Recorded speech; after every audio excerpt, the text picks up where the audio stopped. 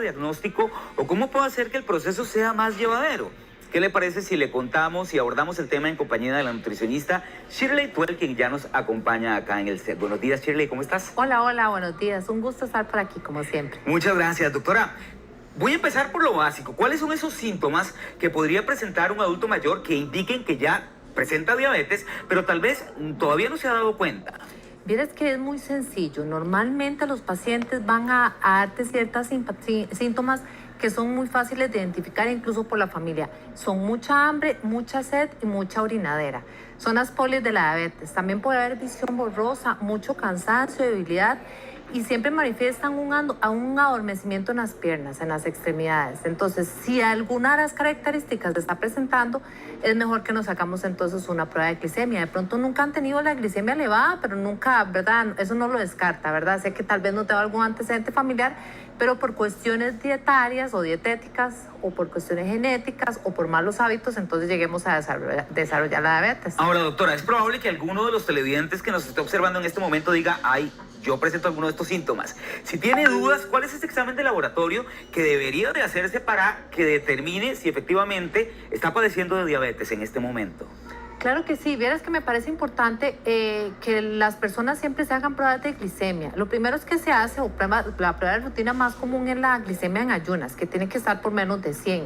Si está entre 100 y 126 en la prueba, entonces hablamos de una prediabetes. Y si está por encima de los 126, ya hablamos de una diabetes.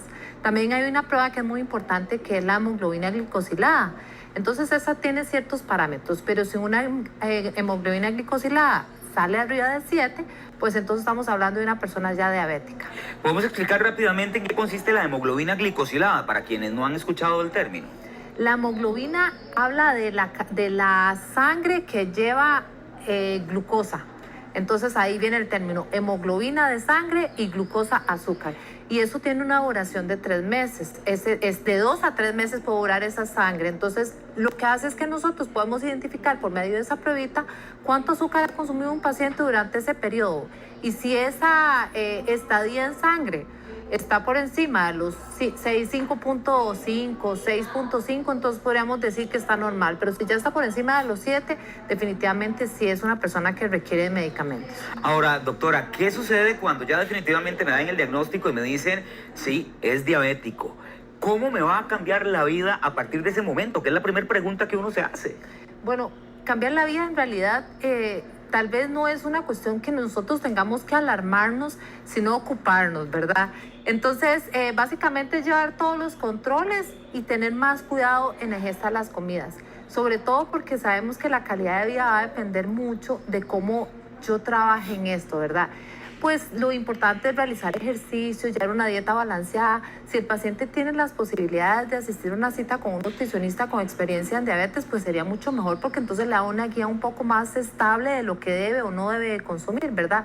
Pero claramente depende mucho de cuáles sean esos factores, cuáles sean las ayudas de parte de la familia y cómo la persona quiera llevar su vida, ¿verdad? Pero pueden tener una vida completamente normal, porque dichosamente hay muchísimos productos en el mercado que ahora sí podemos conseguir, ¿verdad? Podríamos decir incluso que tal vez es darle vuelta a la tortilla, doctora, y más bien pensar en que no me cambia para mal, sino en tener una mayor calidad de vida.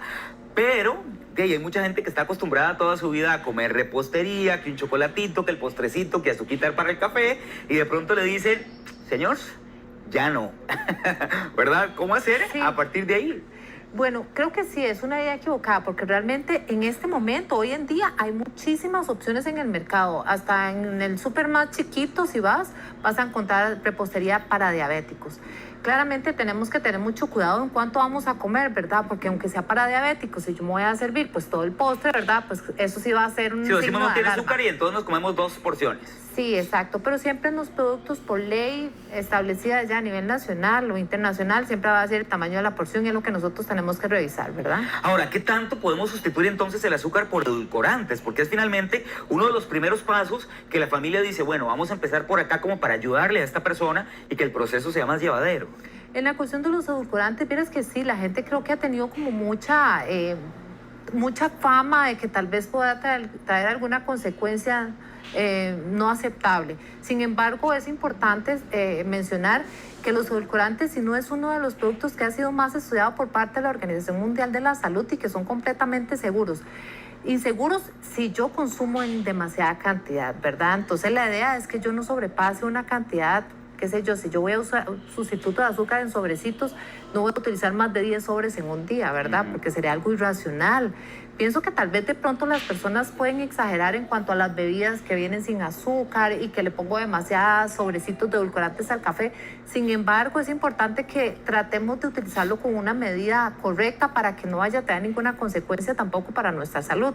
Pero son completamente seguros, mientras tanto nosotros no exageremos en las cantidades. Doctora, ahora hablemos de la alimentación, porque sabemos que los carbohidratos terminan convirtiéndose en glucosa, ¿verdad?, para alimentar las células. ¿Podría decirse entonces que una persona diabética tiene que empezar a dejar de consumir carbohidratos también? Mira, es que finalmente no, sobre todo si la persona está medicada, son necesarios los carbohidratos y eso creo que la gente no lo percibe, porque entonces pensamos en la parte del azúcar solo como en que las frutas tienen azúcar o que la repostería o los dulces, pero tenemos que pensar que todo lo que sean harinas popularmente o cereales o carbohidratos también van a contener o nos van a elevar el azúcar en sangre. Entonces hay que establecer horarios, ojalá establecidos siempre bajo un formato que no pasemos demasiadas horas sin comer para que no vamos a tener ningún problema tampoco de hipoglicemias, pero con los carbohidratos siempre hay que tener ese cuidado, ¿verdad? Por eso te decía, ¿de qué depende? Bueno, depende mucho de la edad, de la etnia, de si tiene o no sobrepeso, porque muchos diabéticos perdemos peso, ¿verdad? También, entonces tengo una pérdida de peso, no sé de dónde viene y al final de cuentas descubrimos que había sido por una diabetes, ¿verdad? Entonces, en este caso lo ideal es empezar a hacer un control un poco más minucioso, pero no los podemos dejar del todo porque no es adecuado tampoco. O sea, llevar más las riendas sobre nuestro día a día, en eso también se basa muchísimo la prevención. Ahora, doctor, hablemos de los medicamentos, ¿verdad? Muchos pacientes lo que se preguntan es, bueno, ¿será que lo puedo tratar únicamente con la pastilla que es la metformina o si va a ser necesario aplicarme la insulina? Mira, es que depende mucho del tipo de diabetes. Se presentan, bueno, básicamente tenemos 3 tipos de diabetes. La diabetes gestacional, cuando estamos embarazados, la diabetes tipo 2 y la diabetes tipo 1. La diabetes tipo 1, nosotros podemos decir de manera general que ya es una cuestión genética y que el páncreas ya no está funcionando de manera correcta y no producimos insulina. Entonces, definitivamente es necesaria la inyección. Pero cuando son pacientes tipo 2, incluso puede ser una cuestión reversible. Es cuando nosotros usamos la famosa metformina.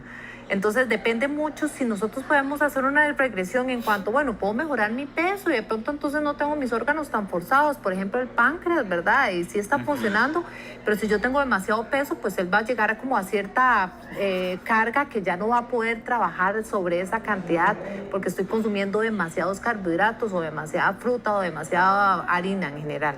Ok, ¿qué lo lleva a uno entonces, doctora, a pasar de la metformina a la insulina ya? Depende mucho del trabajo del páncreas. En algún momento, pues, hay pacientes que realmente no se cuidaron. Entonces, al final de cuentas, entonces el páncreas definitivamente ya no produjo más insulina y es necesario que la insulina la produce el páncreas, ¿no? Entonces es necesario que nosotros utilicemos ya las famosas inyecciones. Doctora, entonces hablando de la diabetes, me decía que la tipo 2 inclusive puede llegar a ser reversible. Es que hay mucha duda con relación a esto y muchas veces la pregunta que se hace el paciente es, ¿será que entonces voy a vivir toda mi vida con diabetes o sí puedo revertirla? ¿Va a depender entonces del tipo de diabetes? Sí, depende mucho. La tipo 1 definitivamente no. Pero cuando son diabéticos tipo 2, que son diagnosticados tal vez en edades un poco más avanzadas, pues posiblemente lo haya desarrollado por tener unos malos hábitos alimenticios, por falta de ejercicio, por falta de conocimiento, y sí puede ser reversible. Así que en esto no hay nada escrito, ¿verdad? Todo es cuidarse, todo es una cuestión de mejorar mucho mi estilo de vida, hacer ejercicio, por ejemplo, evitar los azúcares, tratar de tomar más agua. En realidad son recomendaciones que son sumamente sencillas, no están tan incansables, ¿verdad? Y que sí pueden mejorar mucho nuestro estilo de vida. Doctora, como hablaba usted ahorita acerca de malos hábitos alimenticios, pensamos que el azúcar es felicidad. No sé por qué la asociamos de esa manera, ¿verdad? Los postrecitos, todo. Pero ¿qué tipo de alimentación entonces yo como persona con diagnóstico de diabetes puedo llevar a mi vida que sea rica, nutritiva, que me siente bien, que me llene? ¿Qué puedo comer que sea así rico, apetitoso? Ves que generalmente sí, hablamos de la serotonina, que es una de las hormonas que nos generan felicidad, pero nosotros podemos generar la serotonina también haciendo ejercicio, llevando una vida saludable. Pues no es necesario que nosotros tengamos que consumir azúcares para que la serotonina nos mejore el estilo o la capacidad de ser felices, ¿no? Hay muchísimas técnicas y sobre todo una de las mejores es hacer ejercicio. Por eso se recomienda que en adultos mayores tratemos de hacer al menos 150 minutos de ejercicio a la semana.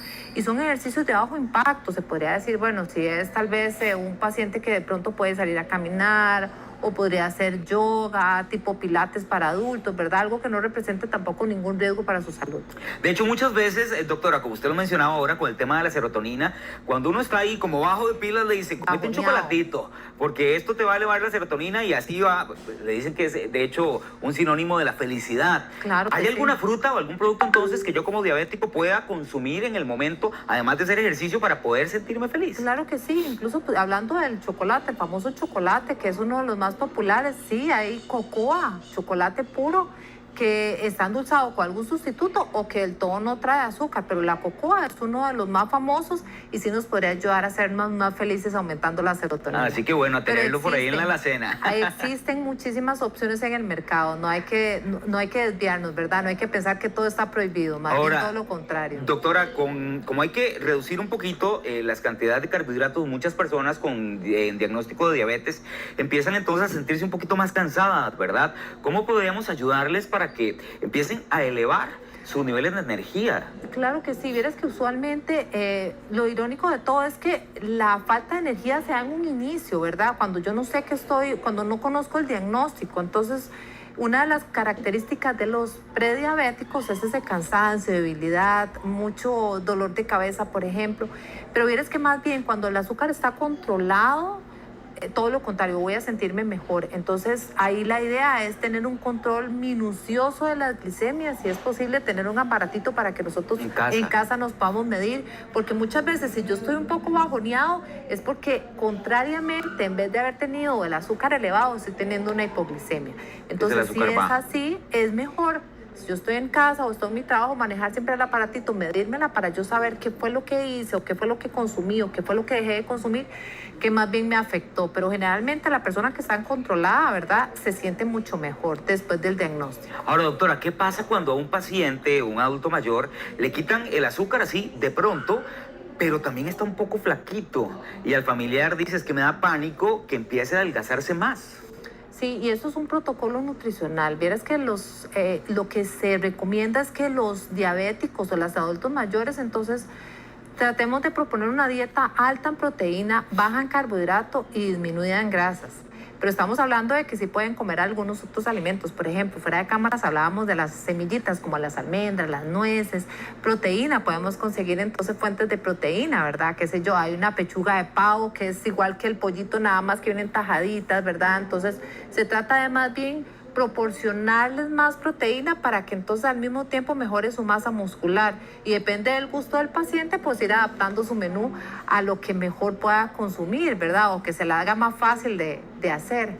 Doctora, a veces basta con que a uno le prohíban algo para sentir mayormente la necesidad de ese algo que se le prohíbe. El azúcar es algo que regularmente sentimos como esas ganas, ¿verdad?, de almorzar y comernos un dulcito. ¿Llega a quitarse en algún momento esa necesidad de azúcar? ¿Cómo se puede dar ese cambio? Sí, generalmente se hace de manera paulatina. Yo en lo personal entonces siempre les propongo, por ejemplo, en el mercado hay un azúcar negra, un azúcar oscura con stevia. Entonces, en un inicio, cuando una persona nunca probó un edulcorante, entonces nosotros hacemos una progresión de sabores. Y hablamos de una progresión de sabores en nutrición a las personas que necesitan ir adaptando ese paladar para ir acostumbrándose al sabor dulce del azúcar, pero que no sea el azúcar. Entonces, hacemos una propuesta de ir disminuyendo poco a poco la cantidad de azúcar. Por ejemplo, si yo sé que yo usaba 3 cucharaditas de azúcar, le ponemos 2 de la progresión del sabor, ¿verdad? Ir cambiando un poco ese paladar. Y la verdad es que la persona generalmente lo acepta muy bien. En los primeros días, pues sí, no le voy a negar, sí, van a sentir un gran cambio. Sin embargo, con el tiempo, entonces el cuerpo se va adaptando, ya no necesita tanto azúcar, ¿no? Entre más, nosotros decimos de manera popular que los diabéticos son como hormiguitas, entonces siempre perseguimos el azúcar, ¿no? Pero de manera que usted va controlando ese nivel de azúcar, entonces va necesitando menos cantidad Incluso ya luego cuando consumes algo que sí tiene azúcar, ya lo rechazas, ya sientes, no, está demasiado empachoso, como le decimos popularmente, es demasiado dulce, ya no me gusta tanto el azúcar, porque ya me he acostumbrado al sabor más Es neutro, como cuando ¿verdad? te dicen, consumí el café sin azúcar, y uno dice, ¿cómo? Jamás, sabe fatal. Y cuando empezás a tomar el café sin azúcar, el día que te lo sirven con azúcar decís, esto está horrible, ¿verdad? Pero es como ese cambio paulatino. Ahora, Claro una pregunta sí. que también creo que es pregunta del millón, ¿se puede vivir sin azúcar o no se puede vivir sin azúcar? Sí se puede vivir sin azúcar, ¿verdad? Sin embargo, pues yo creo que un diabético no es lo más aconsejable, ¿verdad? Porque es que digamos que en azúcar de mesa, si estamos hablando, pero realmente la comida o los alimentos sí llevan azúcar, entonces podemos conseguir fructosa de la fruta, podemos consumir el azúcar de la leche de almendras también va a consumir, va a obtener algún tipo de carbohidratos, entonces realmente eliminar el azúcar del todo es literalmente imposible porque muchos alimentos ya lo contienen y de pronto entonces nosotros solo pensaremos, bueno, es que entonces el azúcar viene en el café o viene en el chocolate o viene en los dulces, pero también lo podemos consumir en muchísimos otros alimentos. Los diabéticos tienen que tener muchísimo cuidado también en buscar alimentos que tengan un bajo índice glicémico, que son la cantidad de azúcar que tiene cierto alimento. Entonces debemos preferir entonces algunas frutas que tienen menos azúcar. Muchas gracias, doctora, por esta información tan importante. Con mucho gusto. Ya usted en casita lo sabe, lo mejor es no ver el punto negro. Cámbiele la hoja a la tortilla y véalo como un nuevo estilo de vida. Ya María Fernanda León está lista para llevarle más información.